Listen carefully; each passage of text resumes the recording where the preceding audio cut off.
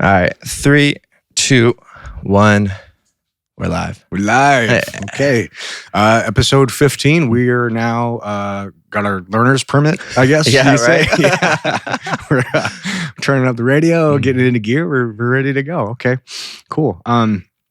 So thank you guys for listening. We had a couple people reach out with questions, and one of them was basically had to do with the old saying, ideas are worthless and execution is what matters. And but not a lot of people discuss why that is. Yeah. And so that's what we're going to dive into today. Execution. That's right. Executioners. You've heard that saying before, right? Yeah. Sorry. You hear a lot of people like, I want to do this, I want to do that. It's like, all right. What's the first step? That's the fun part. Yeah, that's the fun part. Sitting around with beers, like, man, we're going to do this one day. We're going to do that. Mm-hmm. Yeah. And then you're like, okay, cool. Here's what we need to do. Well, that sounds like work. Yeah. I was just really buzzed. I just want to talk about it. Yeah, exactly. I just want to talk. That's it. Yeah. And that rolls right into like what we talked about the last podcast with partnerships, or a couple podcasts ago with partnerships. Dude, everybody wants to be a part of it when it's fun and you're just talking about it and it sounds cool. Exactly. You're not talking about like 18-hour days or like sacrificing your time, your relationships to actually get it going. But that's also why ideas are fucking worthless. It's because there's so much that you have to do between having an idea in your head and actually getting that into like a physical product or a service or something that is actually out in the marketplace. And then once it's there, like how do you like creating a business is fairly easy, but making it profitable is a whole other thing. Making it scalable is a whole other thing. So there's so much more that goes into it. I always equate it to remember rollerblades were first coming out, and like got dating myself here, but rollerblades first came out, I think like the early 90s, right? And before then there was roller skates. And there were so many people like, oh, rollerblades, I had that idea years ago. I should have done that. Like, yeah, but you fucking didn't. You didn't, did you? Yeah. And so there's so many people like, I have this idea for a turn signal, a U-turn turn signal. Like, okay, awesome. What are you doing with it? What are you going to do about it? Mm-hmm. Oh, nothing. I'm just going to bitch about it. And when somebody else invents it, and be like, I thought about that. I'm smart too. Yeah. Like I thought of it. I must be an entrepreneur. Yeah, I know. Funny. Yeah. Oh, I could have. It's the biggest thing. Like, oh, I could have. That's really what people want to say. It's like, oh, God, I could have done it. I could have. Yeah. But yeah, I just have the money to do it. And just all these excuses. I just didn't want it. Yeah. Well, but they're right though. That's basically what it is. They just didn't want to. Because you have options. It's just like, do you want to commit the time and the energy to bring it out of your head into the real world? So with that, there's a couple there's 5 steps that I take every time I'm evaluating a new idea. Because I always have all these ideas. I'm like, oh, this is going to be awesome. This is going to be great. And then once I run it through these 5 filters, it usually comes out like, not today. It's not so good. It's not nearly as bright and shiny and cool as I thought it was when I first, plopped it into the filter mechanism there. So I've talked about these 5 filters a little bit before on other podcasts and other YouTube videos, but I wanted to give it to you guys here because I think it's very useful. It took me, I don't know, like 12 or 13 years to even figure out these 5 things. How to quantify what is a good guys idea. Better listen to this then. Yeah, I'll save you 12 or 13 years. But okay, so here's what it is. So say you have an idea and you're like, oh my God, this is awesome. This is going to be fantastic. Everybody's going to love it. They might, but here's a couple key things you need to ask yourself. Number 1 is, what's the total size of the market? Is this something where, okay, there's going to be a total of 1,000 people in the US that like really, really dig this? And like, if that's the totality of the market, like, it might not be worth your time to bring it to market. So you got to look at the totality of it. Also, when we look at the market, is it a completely saturated market? Is this something where as soon as a massive competitor gets wind of you doing this one thing, are you going to be immediately swallowed up or smashed? Or are they just going to steamroll you with their own IP and then you're totally fucked? So you got to look at like the total size in the market and then some of the other players in the market and kind of just examine what that playing field is going to look like for you as the new guy going into that market. The other piece of that, number 2, is how much money will it take to get there? Because nothing's free, even if it costs nothing and it costs you your time. If you're working, you're hanging out with people and you have a life, your time is worth something anyway. So how much time is it going to take you, or how much money is going to take you? I remember when Mike Sowers and I were talking about all the ideas we wanted to have for a business. Like, clothing line was the very last thing on the list. Yeah. Number 1 we wanted to do is like this big tactical company. We're like helicopters and ATVs and shit. And then we realized how much that was going to cost. We're like, oh man. It sounds so good Yeah, though. it sounds really cool. It'd be really cool. Be the coolest people in bankruptcy court for sure. So we're like, okay, that's not going to work, at least right now.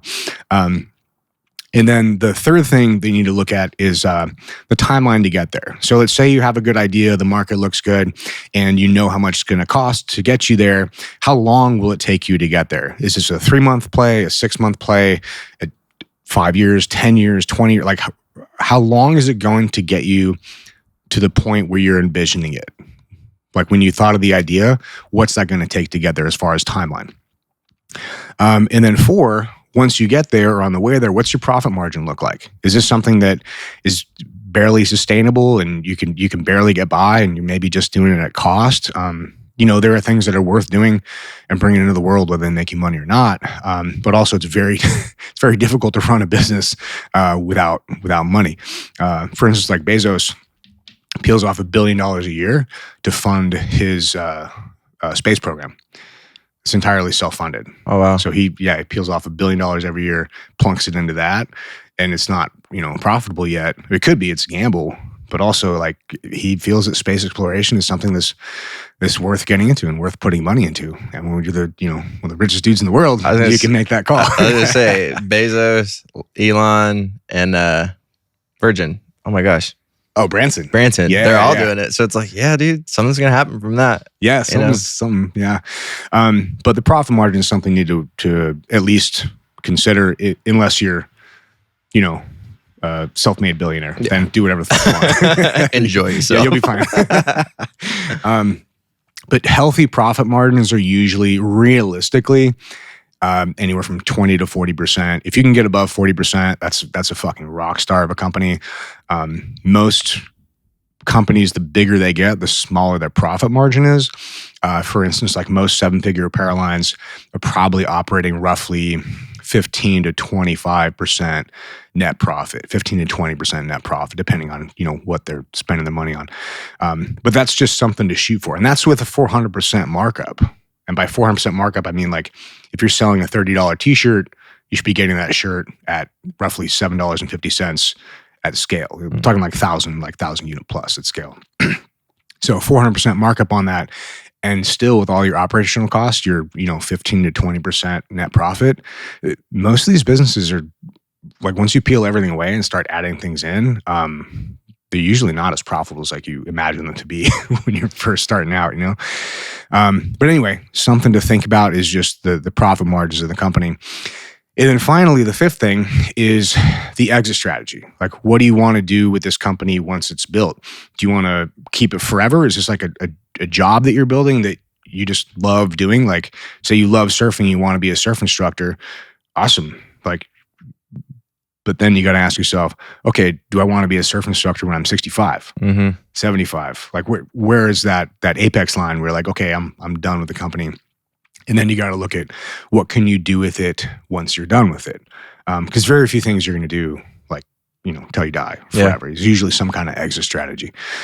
And then kind of quantifying, and it could be 30 years from now, 50 years from now. You don't have to do it, but I think it's a good idea to at least have it in your mind as something to think about, because there are certain steps you can take when you're setting up a company or building a company that will make it way, way easier to exit at some point.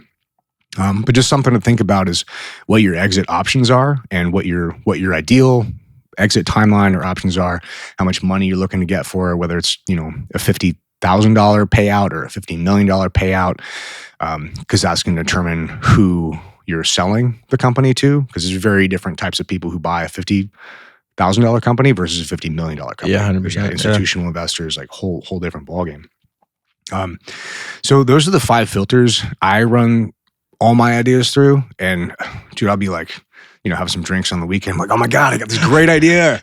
And I'm like, I do exactly what I'm saying here. And I'm like, man, not as smart as I thought I was. Where is the usual number that you usually get to and you're like, fuck, like, nah, I can't do this one? Is it a usual number? It's usually number 2. Mm-hmm. And it's not the cost. Yeah, because I can usually, the mechanics of a business are like, I'm good at bootstrapping at this point. I know the mechanics of bootstrapping. But what I don't have is a lot of bandwidth. I'm spread pretty thin with all my projects right now. So for me, that it's not how much money we'll take together. It's how much of my time and my like mental and physical bandwidth will it take for me to focus on this project enough to get it to where I want it to go. Mm-hmm. And for me right now, that's kind of the biggest thing. Because I do have a ton of ideas. Well, I want to do this and this and this. And I mean, they're all good ideas on paper in every other aspect of these 5 things. I just don't have the time to do them. Yeah. Really don't. Yeah. So like, I appreciate you sharing that because that's like huge. That saves me a lot of time too. I bet a lot of other people a lot of time once they take that into action. So I want to go back through them and just a deeper dive of how you came up with it, but like just, I don't know, how you took action and came up with it. So the total size of the market, that's number 1, right? Finding the total size of the market. How it's like to me, I'm a content creator, but I help people create content. I'm a content agency. To me, I think that's very saturated, right? A lot of people, in a way, but that's to me because maybe that's like where I focus on is the competitors of what I do, right? But maybe it's not so saturated compared to the ratio of. Well, it's saturated, but everyone else sucks. So that's yeah, right. There's a lot of people who are doing it that probably shouldn't be doing it, and that's a great market to play in because they've proven that it's a viable concept. It's a viable thing, and the market wants it, and it's sustainable and scalable. But that's honestly sometimes the best thing you could ask for in a market like that is where everyone else fucking sucks. Because if everyone else is killing it and they're really good, and you came in like shit, maybe that's not the arena you want to go play in. Yeah, right. Everyone else is a market full of killers, and you're in there as a new guy. Like, dang, that's a tough position. See, I think that's a good point to bring up is because with industry, right, apparel, that's everywhere. But I feel like a lot of people do it, but no one does it as good as you guys do. You know what I mean? I think so, but I'm probably a little biased. Yeah. Tell the owner, yeah, right. But no, like you guys do an amazing job here. So it's one of those things. And like you said, you created this list. It took you a long time to create in a way, but you're just like, you're in a saturated market of apparel. But if you are good enough, or I guess competitive enough, because sometimes people suck at what they do, but they really enjoy it. And it gets to that point where like, oh, like I am really good at what I do now. I learned, I went through the ringer, and then they become that next big thing, that next big company. But they started off like the little fish in a huge shark pond because it's saturated. Yeah, well, it's exactly what you were talking about with your position. Like, hey, there's a lot of players in there. But, and everybody and their kid brother has a fucking apparel line these days. It's great for us. We can help with that. But at the same time, it is a saturated market, but so it's hard to get, it's hard to break through the noise. But the great thing about that is that because it's so saturated, the ones that do usually elevate pretty quickly. So once you can get through that, like that crust, that barrier, and that's usually around, probably about like $1 million, like $750,000 to $1 million, usually a pretty hefty barrier that most brands don't break through. And the reason for that is because that's where the company starts to need infrastructure, and it starts to need people. Now you got to hire people. Now you got to have HR issues, and someone says so-and-so didn't show up to work, and so-and-so is fucking sleeping with so-and-so, or so they're on drugs, or whatever the fuck is going on. Now the more people you have, the more problems. And especially when you're a creator and your whole idea is like, you just want to have this creative vision. You just want to be an artist. You want to get, these things out there into the world. It's so frustrating to have to deal with all these other fucking people that are jacking it up. Yeah. And like right now, our company is we don't have those problems because I've learned how to hire the right people and train and get, people going in the right direction. But dude, when we first started, holy crap, we had every issue that I just talked about. It was unfucking believable. We only had like 3 or 4 people on staff. Yeah. It was insane how many problems there were. And that's why most brands don't get bigger than about $750,000 or $2 million, is because to sell that much product, you're usually at the point where your inventory is too big to keep in a spare room. It's moving out of like a 1 or 2 bedroom garage. Now you got to get into a commercial warehouse space, which is a whole different animal than residential leases. Like you're really putting your ass on the line for a commercial lease. So you can't break that. Like you're basically, they're going to sue you into fucking oblivion if you break a commercial lease. And they're 3 to 5 years. So it's a huge commitment to go that next step. So all these things happen at the same time. So your inventory is scaling, your infrastructure requirement needs are growing, and your people needs are growing, and you don't know how to train the right people yet. You don't know how to quantify even what a good employee is yet, or even how to lead or train them, because you're not a leader, you're an operator. So all these things are like totally stacked against you. So that's why most brands never get above, well, most brands don't even get to 6 figures. The ones that do usually can fluctuate between like 200 and 700. Pretty easily is good bandwidth, because you can be a great operator and learn a couple skills and have 1 or 2 people, and you can crush in that bandwidth. Man, but to get over $1 million, you have to go through exactly what I just described. And dude, it's hard, man. It's hard, especially because if it's your first time, you don't know what to do, and you're constantly surprised by like, I can't believe this person did that. Like, well, yeah, they're fucked up, and you hired the wrong person. You didn't set the expectation. You didn't train them. You just thought they were going to be like you and show up and do as good a job as you do with your own shit. And dude, people are just not like that. Yeah. Yeah. So anyway, to refocus on the point here, you're totally right. It's totally saturated, but most of that saturation is very low on the playing field. And once you get above that like $1 million mark, most of those guys are very collaborative. Yeah. Like, because you've learned the lessons, like you're operating a business, like, 5 to 12 people to 15 people. And like, you understand people better. You understand how to hire the right people, how to train and market. Like, you just have a different skill set. And with that, I think you start to view other people not as competition so much, and you start to realize the value of collaboration. And I think that's a really great place to be, because it's more fun, dude. And you're just like, you're making more money. I mean, more problems too, obviously. Yeah. Always more problems. Yeah. But I think it's a cool place to be, mainly because the other players in that space are like, they know what it takes to get there, and they're happy to see other people come into the space. Because that means more good people that they get to hang out with and do shit with and learn from too. Yeah. That's the thing. When people talk about like saturation, like people sometimes come with that, like, it's very negative. I don't like saturated's good to me, where it's like, oh, that it's a need in the marketplace. It's definitely proof the market wants it. So it's like, okay, cool. How do I differentiate myself? How do I fix this problem? How do I make it easy and so simple? Like, it's those problems that or those questions that you answer, or you find a solution for, and then you put your price tag on it, and people want to work with you. But you have to me, if it's saturated, you do have to go like that extra step, right? So like, to me, like, it has to do with my personality, right? I'm not the kind of person where like, this is just what I do is create content. If you need me, call me, right? I'm here all the time. And that's just to me, because I'm still in the beginning stages of where I'm at. I know like how you talked about, it's like, you're not always going to be there. But it's like, and it's very important for me to know, people know like, damn, he's always been there. Even with like stupid questions or whatever, like, I'm always there.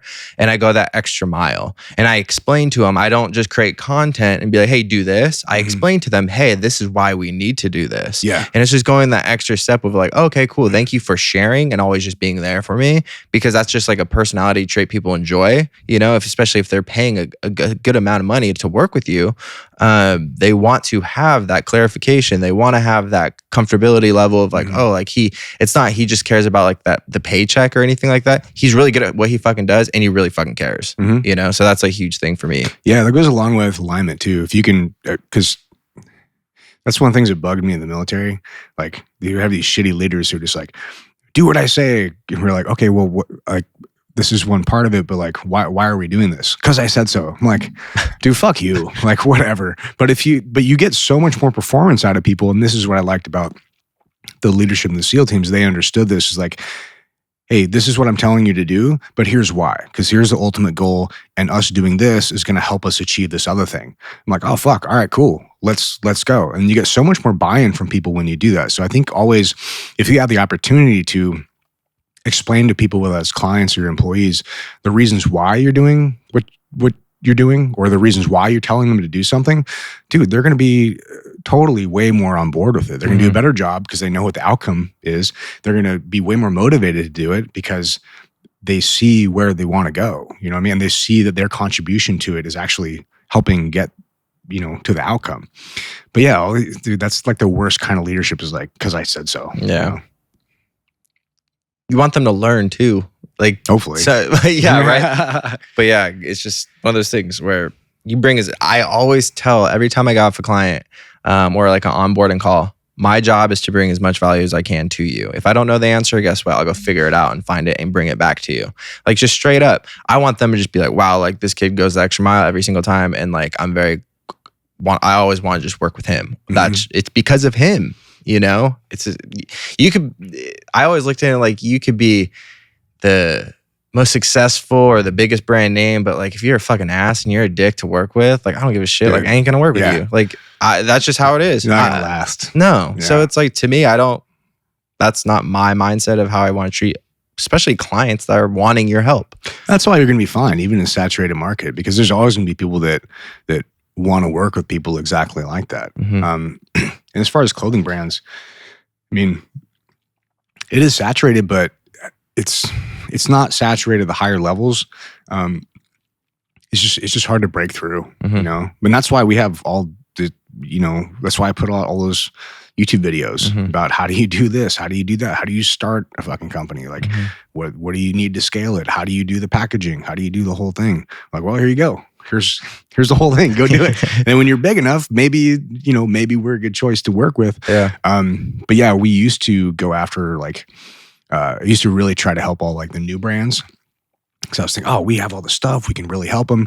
And we can. But the problem was a lot of times they weren't ready to hear or execute on the things that we had to say. So I'm like, hey, this is what you need to do. And they're like, yeah, I don't think so. I don't want to do that. I'm like, bro, like, this is not my opinion. Like, this is fact based on like hundreds of fucking brands we worked with. This is the way forward. Like, well, I'm going to go do it this way. I'm like, okay, but it's, as a brand owner, from his perspective or their perspective too, you have to have a bit of that. You have to have a bit of you that's like, nah, fuck it, I'm going to go do my own thing. But also I think that comes with a little bit of experience and getting your teeth kicked in the entrepreneurship world for a while. You're like, hey, I'm going to go my own way, but also I'd really like to hear what you have to say about this, because I already tripped and hit my head and I had all these bruises. Like I'd like to maybe go my own way, but maybe not step in as many potholes. Yeah. Like, aha, now we're getting somewhere. Yeah. Now we can have a conversation about like, yes, now what we provide as a service is a great fit for them because they understand the value in what we're providing and helping them like smooth over all the potholes on the road. But yeah, some of our most problematic clients were brand new, like new brands in the beginning stages, because they just didn't understand what they didn't know. And we're trying to tell them, like, sometimes you just gotta like put your hand in the fire and you get fucking burned. You're like, wow, fire's hot. Someone can tell you that all day, but sometimes you just gotta like, burn yourself to figure shit out. Yeah, that's business too. Like, you'll hear about it, like, shit's gonna hit the fan. Yeah. Okay. Like, yeah. And then it hits the fan. You're like, oh, this is what they're talking about. Like, it's gonna, no matter what, it's gonna happen.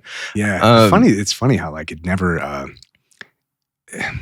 So totally right. It does always shit always does hit the fan, but it feels the same amount of emergency whether you're doing like 100,000, 1 million, or 10 million. It feels like the same amount of emergency. Yeah. Because sometimes like I ain't gonna want to go there because like right now, like things are solid right now. So, but I know like shit hits the fan because you make the choice of things to change because you want to scale. Yeah. Might not scale the right way. So shit, so it's not like, or you could have all your clients drop off the face of the earth, or there could be crazy things that happen. It's just things you can't control, but make sure you can control what you can control. You know, just focus on that shit. I kind of want to go through all these, and that was a really good topic of being too saturated. So how much money will it take, right? So for me, I bootstrapped my business. I didn't have film gear. I didn't have anything. And I'm talking about when I was in high school, I had nothing. But I would save up from allowance and working and stuff like that. And I eventually got my first camera, right? Then I started going filming for a thing, like small project, $100, started doing that. Then I got lights. And then just my arsenal started to build. Then I'm at where I'm at now, right? Where I'm getting paid a good amount of money by always, reinvest my equipment, you know? So to me, it was like bootstrapped. It's just like straight to the point. And I know you did that too, but you sold some companies, right, to bootstrap more. So in your mind, we're going back to just the beginning of industry. We're like, okay, this was, I have this much money from a company that I sold, but also if the idea that you had before was creating like the Navy SEAL, like the ranch, right? Yeah. That facility, how that would be expensive as fuck. But sometimes people have that idea and that company that they want to start, but they don't have the money in the bank, but they want to go find investors or shit like that. So can you talk about that? Yeah. So in that case, like looking back, 15 years, knowing what I know now, roughly what it would have taken for us to build that to the level where it would have been, worth building would probably around like 5 to 20 million. For the land development, the training protocols, like all the equipment, all the stuff. Now, obviously, we didn't have that, and no bank is going to give us a loan. Like two dudes fresh out of the military, like they're not going to give you a loan for $5 million. Like for what, So our only option would be to have at that point to get investors on it. But the problem is when it's just an idea, it's worth so fucking little that to get somebody to give us, $5 million to believe in us to do that, they probably want 90% of the company, So even if we build it to fucking $100 million, that means that Mike and I will be splitting $5 million after building a $100 million company. Right. So it's a huge, huge risk for an investor from that standpoint to invest that much capital in something that's just an idea. Because ideas are fucking worthless. But looking back on it now, what I would do, I would bootstrap it to the point where it's operational and it's profitable. And now it's no longer an idea, it's functional. It's small, but it's functional and it's existing in space. Like you actually built it. The next step is scaling. So now say we spent $50,000 doing that in 2 years. So now we want to go for a $5 million investment, and we go to them and like, hey, we've already built this. We put $50,000 into it, and it's doing, say, $100,000 a year, 50% profit. So we paid ourselves back for that. And so it's like, okay, now we're not going to make a deal to give up 90% of equity for $5 million because it already exists. So maybe he comes on, he gives us a $5 million for 50% equity, or 60% or 40, whatever. So say it's 60% equity in that idea, right? Now, if we build it to the point even further, prior to talking with the investor, to like $1 million, or say $2 million. Now, when we go to him, we might be able to get that $5 million investment from him for 20 to 40% of ownership. Yeah. So that's why I always think it's best to start and scale and with the bootstrap method as long as you can before you approach investors with it, because no investor is so risky to ask them to invest money into an idea that the only people who are going to do it are going to ask for like a ridiculous amount of percentage of ownership, simply because you haven't proven that you can build it yet. Yeah, it's like wish like they're investing in literally nothing at that point. Yeah.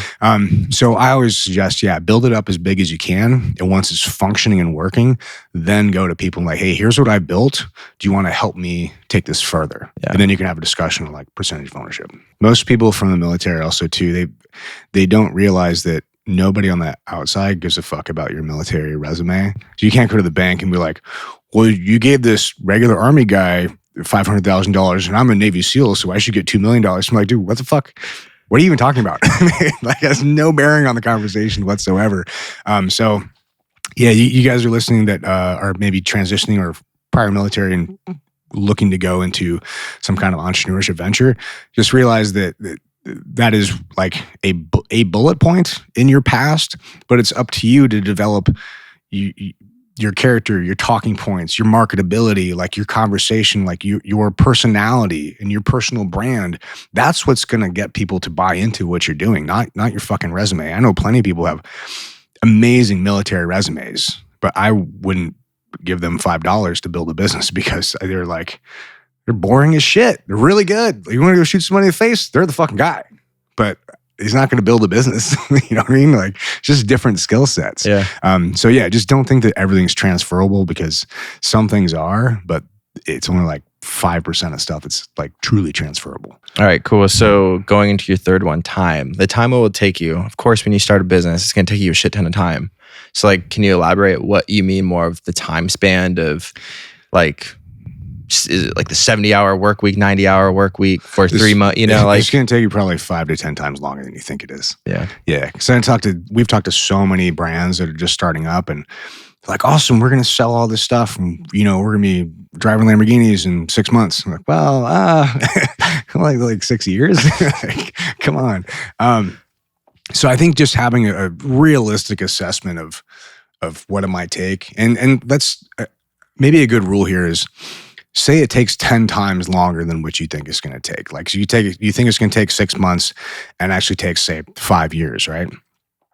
Are you willing to commit the next 5 years to bringing this idea to the point where you think it's going to be in 6 months? What if it takes 10 times long? Are you still willing to stick it out?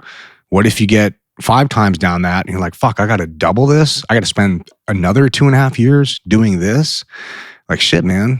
A lot of people aren't willing to do that. So I think if you look at the timeline and have a very real conversation with yourself, like, am I willing to commit this time to building this business to this point, knowing that it's going to take way longer than you think it is. And if you think you have a timeline, ask yourself what metrics you're putting in place that make you for sure that it's going to be that timeline. Because sometimes it's true. Sometimes it's an accurate timeline, and there are very real things that line up. Like, hey, we're going to build this, and this person's looking for this, and we're going to sell it at this point, and here's the exit strategy. Sometimes that's a real scenario. It's just very rare. Mm-hmm. Usually things take 5 to 10 times longer than you think they're gonna. Because I like how it goes back into, because that's number 3. How much time is it going to take you? But it goes back to like the last one, exit strategy. So like, what is the exit strat? Like, are you planning to sell it in 10 years? So if you're already there at the strat, then you're like, alrighty, cool. It's going to take that long. Yeah. Maybe 20, since timing is all off. Like, if you think 6 months in the Lamborghini, it's probably 5-6 years till the Lamborghini. So I think it kind of all just correlates perfectly with all these questions that you have lined up. Profit margins, 20 to 40%. That would be awesome. So what's it mean? Like, you already told it in the beginning, over 40, you're a rock star. Like, that company's a rock star. There are very few businesses that operate at scale with 40% margin. Mm-hmm. I don't even think Apple has 40% margin. Damn. Like, I think they're like 20 or something like that. But yeah, the bigger you get, some of these billion-dollar companies are operating on 1 to 3% profit, like net profit. It's just kind of the way it is. There's so much infrastructure. But how is that? Like, I guess it's 1% profit. Yeah, well, you don't start it at, you're not there in 2 days. You know what I mean? It's like, it takes a long time to develop that infrastructure. And so the first thing might be like, oh, you're at 60% margin.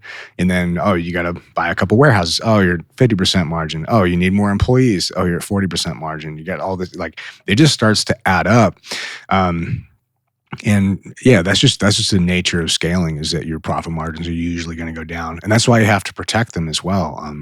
You got to be very vigilant with your expenses, because right around like probably the $5 to $15 million mark is where things start to get.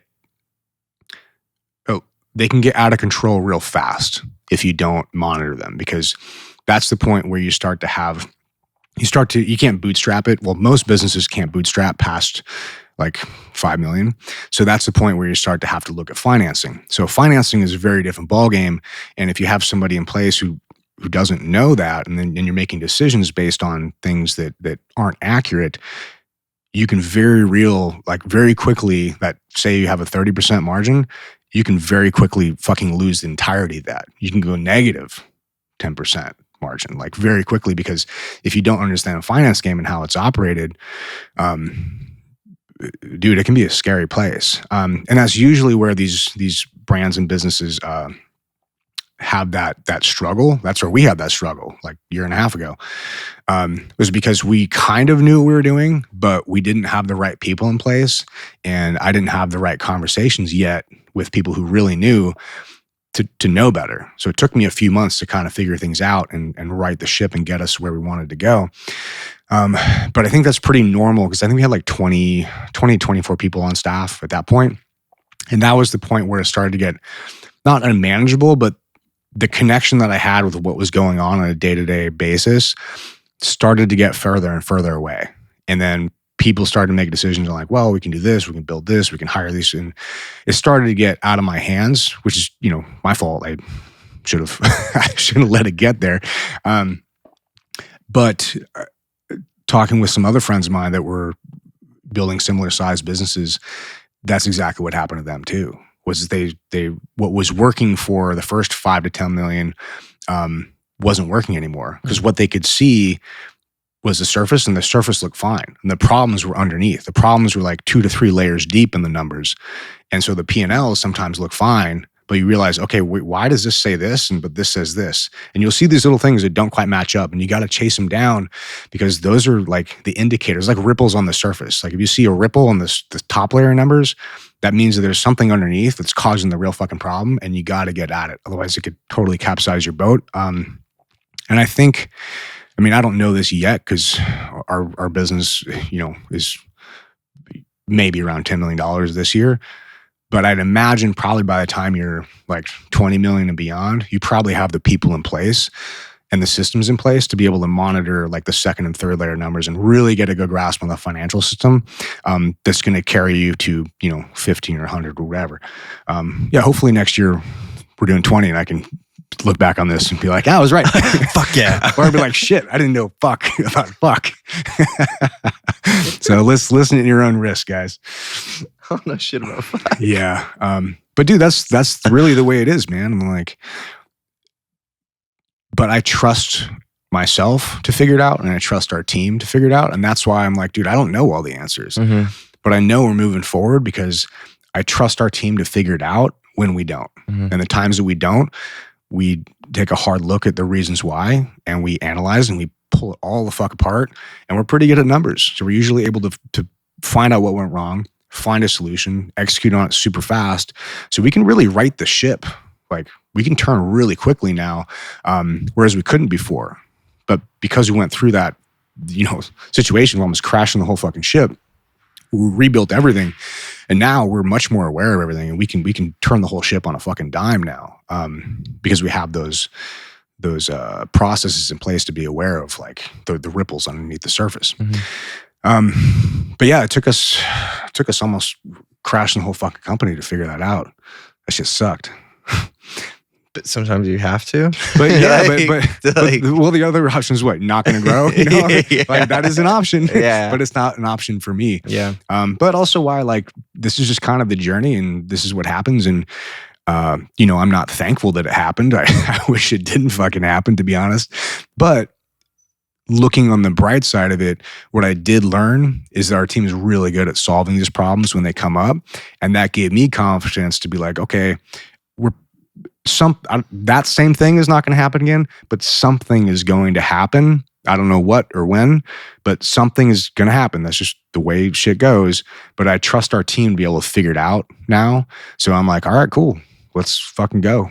Handle it. That's yeah. It's like you're having your team. It gave us a lot of confidence. Yeah. Man, but dude, there was a good 2 weeks there before we figured out, we knew what the problem was, and we didn't know what the solution yet was. It was about 2 weeks. I'm like, dude, I was up to 4:30 in the morning.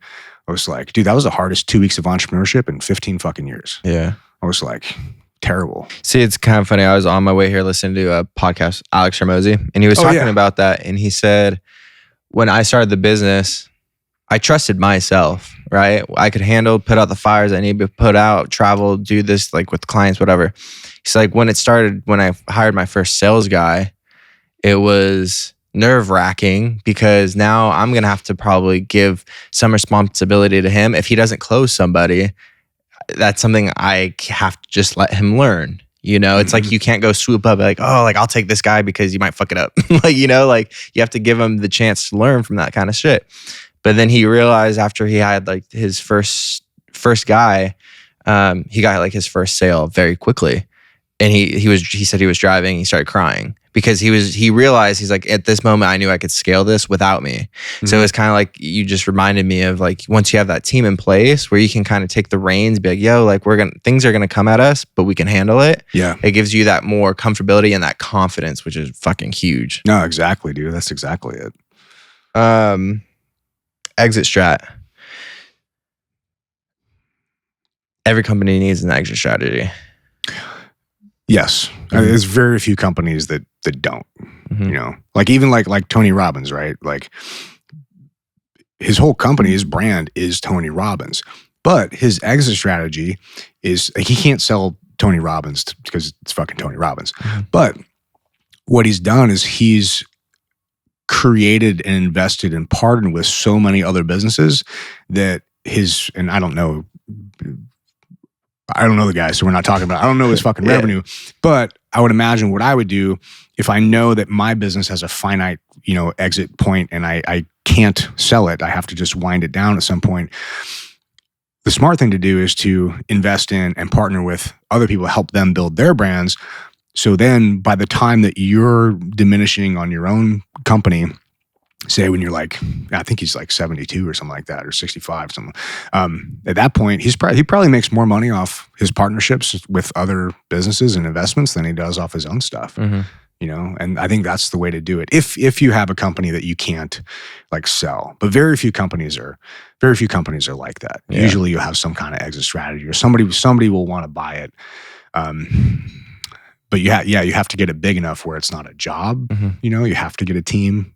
Because nobody wants to buy a job. See, and that's something for me that I've specifically wanted to ask you too, is like, my company name is Coda Films right now, right? I just want people to know that name. Every time Coda's such a cool name. My full name's Dakota, if no one could connect it. But yeah, but people call me Coda. So I always just kept Coda Films to keep it just how it's always been. But I get to that point where it's like, well, my exit strategy, like who's going to buy Coda Films in that aspect? It could be a well-known brand and name of like, oh, that's who he is and what he does. Like, could someone take it over and then rename it and just have all the clients? Well, the solution to that is pretty easy. Like, you just have to get the brand bigger than you, is what it is. And thankfully, like, your name lends itself well to that, like Coda Films. It sounds like Kodak. Yeah. It already sounds like a business. It doesn't. Most people, if they hear of that company first without knowing you, it's not going to sound weird. It's not going to sound weird that it's a business. It'll sound weird that it's somebody's name. You know what I mean? So you just have to get the company bigger than you, and then who cares? Then it doesn't matter. I mean, that's what Sean's doing with Lions Not Sheep. He's getting, he built that brand, and that brand got its power from him and his personality and the way he walks in the world. But now there are people who wear Lions Not Sheep who don't even know who Sean is, because the brand is becoming, like, the movement is becoming bigger than Sean. And that's what he wants, So I'm like, dude, it's totally possible to do it. Another thing that you talked about, kind of like what Tony, or what you would recommend, like that position where it's like, you can't really sell that name of Tony Robbins or whatever. It's more just like partnering, like being a partner with, like, investing your money into those other companies that are doing what you're doing, or different avenues or different niches that you want to be a part of, how you can take that money and invest it. So that just constantly grows. That's exactly what Shaq did. Yeah. Oh my God. That's exactly it, dude. Like he created his personal brand so big that now he just basically leverages his personal brand to get in these partnerships with people, and he's crushing it. Dude, he's an amazing investor. What was it? At the store couple months ago, but he had the burgers, Shaq burgers. Dude, he's everywhere. I was like, what the fuck, dude? Shaq's making burgers now? Like, fuck, shoes, general insurance, like a whole bunch of other shit. I'm like, bro, like that's crazy. But like you said, that's perfect. A perfect example of like his name and who he is, but his partnerships. He was one of the early investors in Google too. Like, the guy's, he's a really good investor. People don't know. They're like, oh, Shaq, big dummy. No, he's smart as fuck, Yeah. dude. Damn. Yeah. That's sick. I That's super I cool. love him for his best line. I'm gonna butcher this, but he's like, yeah, my kids, they're talking about like, we rich. I have to remind them all the time, like, no. I'm rich. You ain't rich. I'm rich. Dude, I know. What was it? I think he said in an interview or a whole bunch where he says, my kids aren't going to touch any of my money unless they get like, they graduate college. Or is like, I think even more intense than that. You have to have a sense of earning it, because otherwise you have no sense of value for money. Yeah, definitely. That's why most money doesn't last. Like, I mean, even some of the wealthiest families in the world don't last longer than like 3 generations, because they lose sight of what the fuck it even means. It just becomes valueless, and they don't understand how hard it is to actually make it and earn it. Yeah. So they just fucking willy-nilly it away. But dude, that's the thing where people's kids, dude, they fucking spoiled. When they just get that money, like they don't understand like the dollar, you know? I'm just talking out my ass because it's just like, I feel like that's just how I had a lot of like rich friends growing up and a lot of like broken family friends, you know? Yeah. And some of these rich kids, they're pussies. Like, dude, like, Yeah.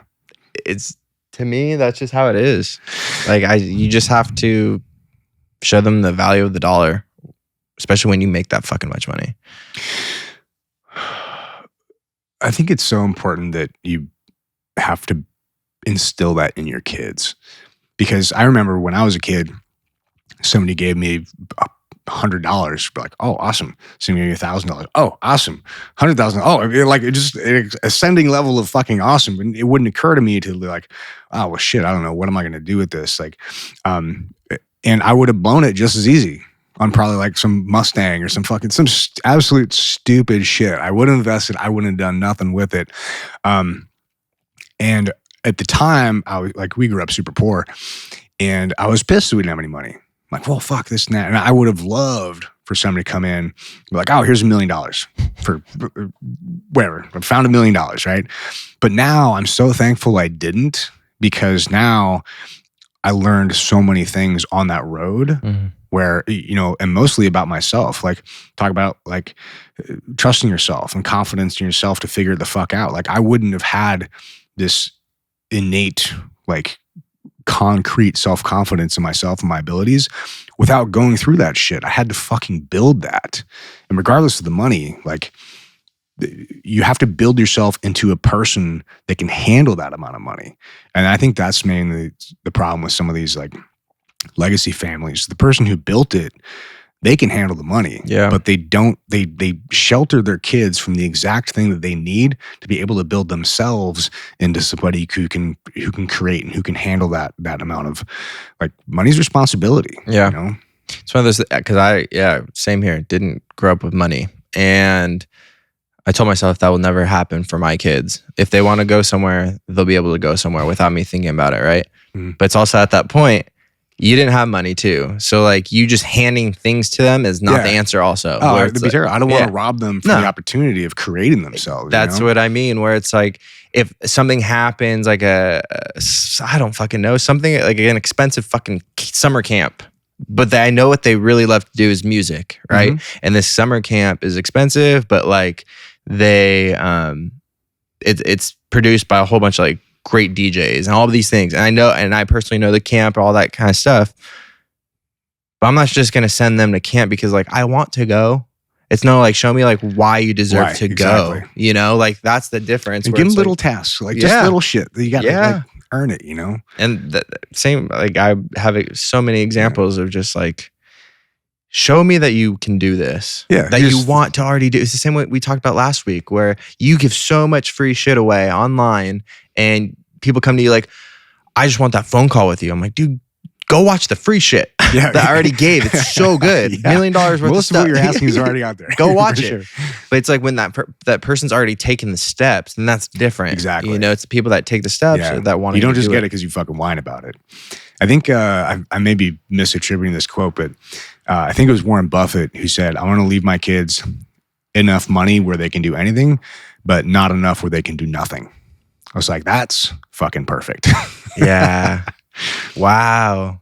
That's cool. Yeah, I heard that. I'm like, dude, that's it. Yeah. I don't know what that dollar amount is, but it probably depends on the kid, to be honest. Yeah. It might be $5. That would hurt. Warren Buffett. Oh man. I think he's leaving. I mean, he's one of the top wealthiest guys in the world, and he's leaving each of his kids like $1 million. I'm like, yeah, you could blow that super fucking fast, or you could build it into $1 billion if you're really good. But I think for him that's probably what it is. But man, but also too, like, if you're a kid and Warren Buffett's your fucking dad and you're exposed to all these other great entrepreneur and business minds, if you're not a fucking like millionaire by the time you're 30, like, you're fucked up. Yeah. Something's wrong. Yeah. You have everything in the world of connections. You just need to go fucking do it. Yeah. You know, it's not hand me. You have the perfect hand me outs of like your dad was Warren Buffett. Fucking go get it.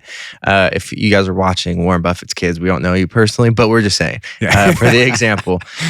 I think the funny thing is too, I don't know, it might be the $1 million he'll leave each kid. But you know what makes me laugh? The people's opinion about hearing that, like the world's opinion, like, what a dick. Yeah, it's always like, the peanut gallery. Like, that's so irresponsible of him. Like, well, the fuck have you built? The fuck are you to have an opinion on this? Fuck you. It's true though. Yeah. It's funny. So yeah, man, those are the 5. That's very the 5. powerful. Yeah, they'll knock your ideas down to size real quick. Unfortunately, it's destroy your dreams. Yeah, these 5 filters have smashed my ego many fucking times. But the cool thing about it is you can just write these down and go through them all the time. And you can also, like, if you go like, you make it make sense, right? If you want to do something, like if I wanted to do my video content still, I'm like, okay, I want to have a whole studio, like Universal, like, of course that's gonna be way too much money for me, but where can I start? I could start in like an extra bedroom in my house. Like, you can, it's like a rubric. You figure it out. It's not like, if it's not a no, yes, no thing, it's just like, how can you also gauge it? Yeah, and calculate in your patience. You know, like, just be patient with it. Aggressively patient. It's probably a good way to put it. Be a good t-shirt. Aggressively patient. Some killer fonts. Yeah. All right, cool. So yeah, number 1, total size in the market. Number 2, how much money will it take to get there? 3, timeline to get there. 4, profit margin. And 5, exit options. Oh yeah. So hope you guys got something out of this. We're always looking for new things to discuss. Yes. So hit us up on what's the place with the DM? We don't have an email definitely. For yeah, you, just direct message, Coda Films or Invictus 5326. There we go. Yeah. But yeah, DM us if you guys have any questions, man. Like, we learn from each other and we want to learn from you guys. So hit us up and let us know what you guys are dealing with, and we'll like I said, we might not have the answers, but we can at least commiserate with you and be there for you with it. Be with you through it. Exactly. Got through that sentence. Yeah, man. So if you guys are watching on YouTube, make sure you subscribe, comment, share, maybe leave a like. You know what I'm saying? You know what to do. All right. Perfect, man. Shake and bake.